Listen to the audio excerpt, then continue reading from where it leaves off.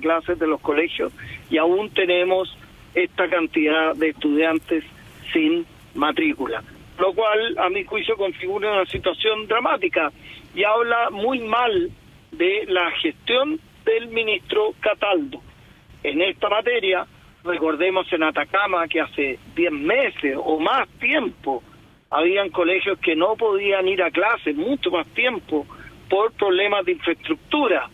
Cuando esto ya los apoderados llegaron a niveles tales de una situación de desesperación, el ministerio prometió que iban a tener todos estos colegios reparados para que en marzo pudieran volver, y así todo no estaban todos los colegios listos. Entonces aquí tenemos un problema grave de gestión, además de la pésima reforma educacional el año 2015, cuyos también, uno de cuyos ideólogos fue el actual ministro Cataldo. Entonces aquí todo, de una manera, todo coincide en el actual ministro, que ha demostrado una nula capacidad de gestión y ha demostrado también un sesgo ideológico enorme, porque se niega directamente a siquiera revisar esta mala reforma educacional.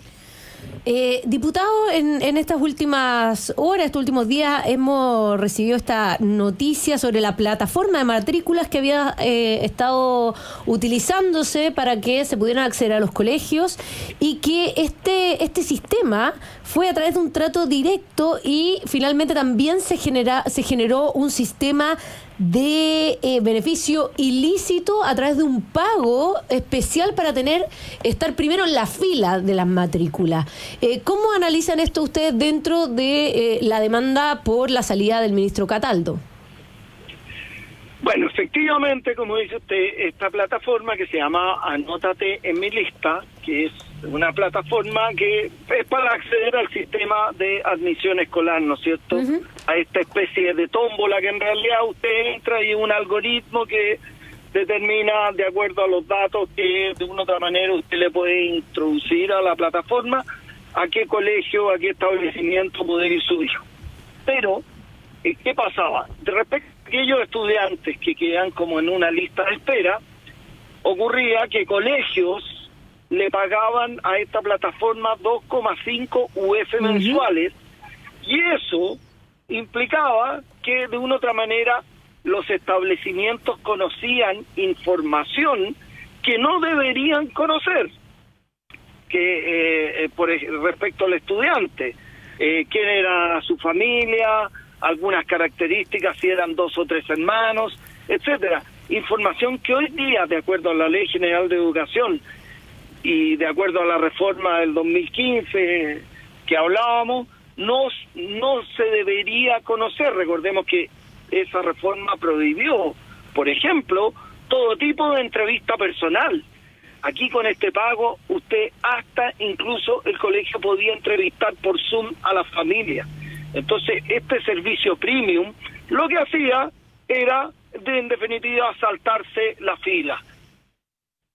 Situación que yo la encuentro gravísima, porque justamente contradice todo lo que de una u otra manera se nos dijo de parte de toda esta generación de dirigentes estudiantiles que hoy están en el gobierno, que decían que había un sistema discriminatorio. Aquí con esto se logró de una u otra manera romper sus propios paradigmas.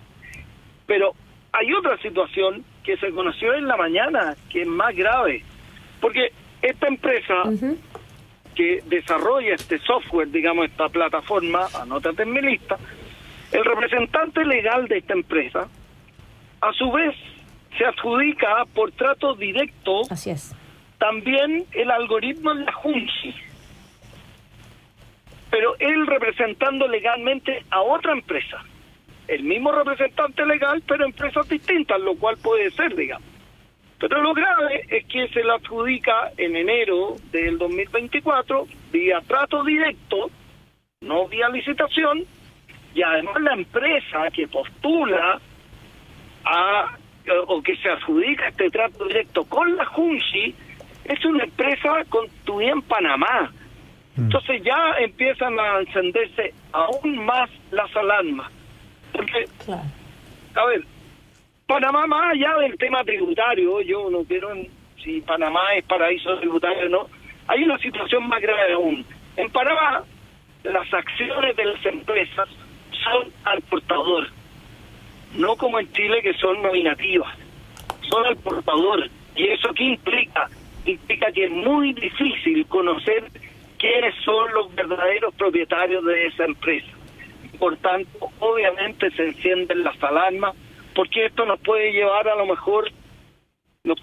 que los propietarios de esa empresa panameña que se adjudicó el trato directo con la Junji puedan ser personas quizás vinculadas a actividades en Chile, digamos, por decirlo de manera elegante. Y además, solo un dato, también el representante legal de esta empresa, de ambas empresas, de la plataforma Nota Terminista y esta empresa panameña que se adjudica vía trato directo este contrato con la Junji, también aparece tendría boletas de honorario extendidas al Ministerio de Hacienda durante el año 2023. Entonces estamos en un círculo que se está centrando en una punta y puede salir muchas cosas de acá.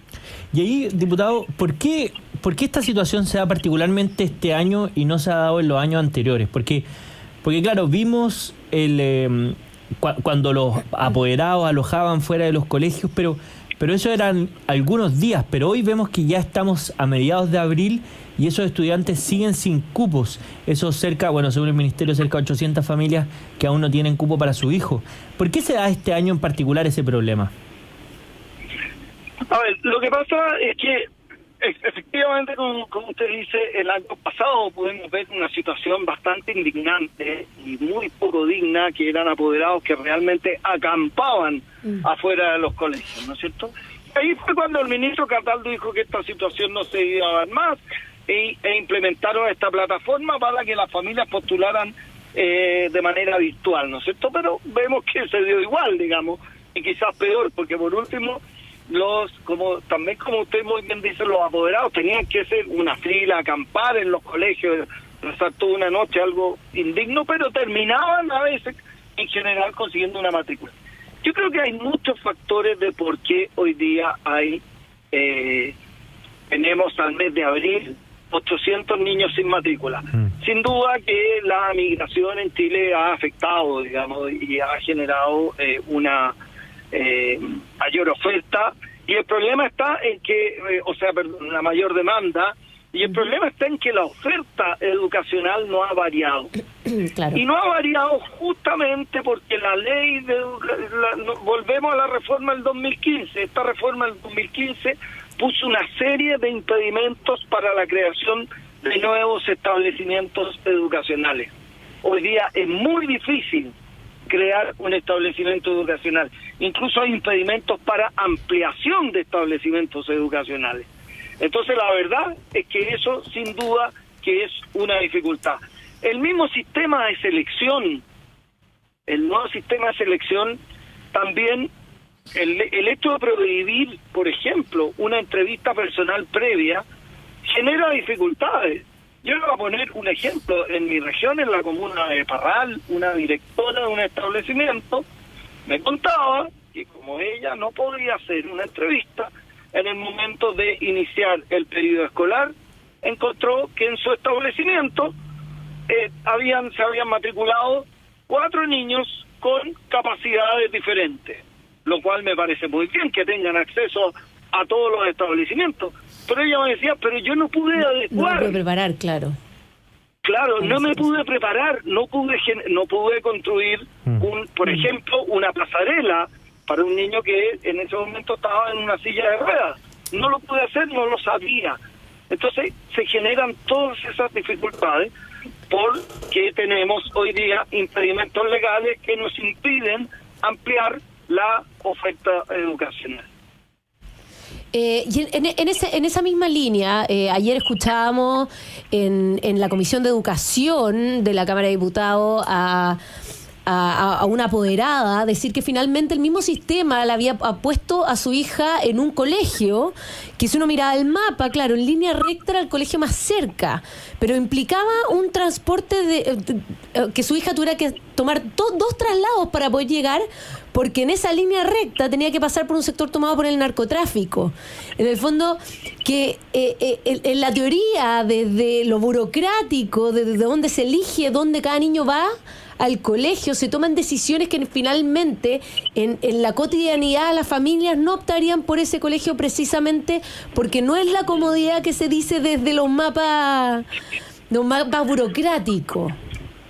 ¿Cuál es su opinión respecto a eso? ¿Cuántas de estas situaciones se ven todos los días en cada caso de cada niño y de cada familia?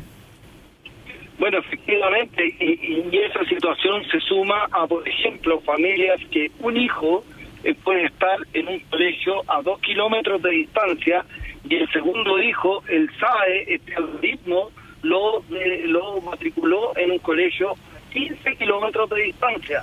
Y los niños entran ambos a las 7:30 de la mañana, 8 de la mañana. Mire, con esto se dan una infinidad de situaciones y al final, esto es lo que pasa cuando en realidad se le quita a los padres el derecho preferente de escoger la educación para sus hijos. Porque ahí está el problema mayor que nos enfrentamos hoy. Y hoy día, ¿quién escoge la educación para los hijos? Es el Estado de Chile, porque este algoritmo tampoco es una tómbola, sí, pero los datos de una u otra manera los pone y lo implementan, etcétera, el software lo programan en el Ministerio de Educación. Así que ahí, a mi juicio, está la esencia de este tema. Tienen que volver los padres a tener la posibilidad de escoger cuál es el mejor establecimiento para sus hijos, el que a ellos más le acomode, tanto en distancia, tanto también en proyectos educativos, tanto también en seguridad, porque hoy día también tenemos una grave crisis de seguridad dentro de los establecimientos. De tal manera que yo no quiero ser alarmista, pero hoy día tenemos una crisis educacional muy seria.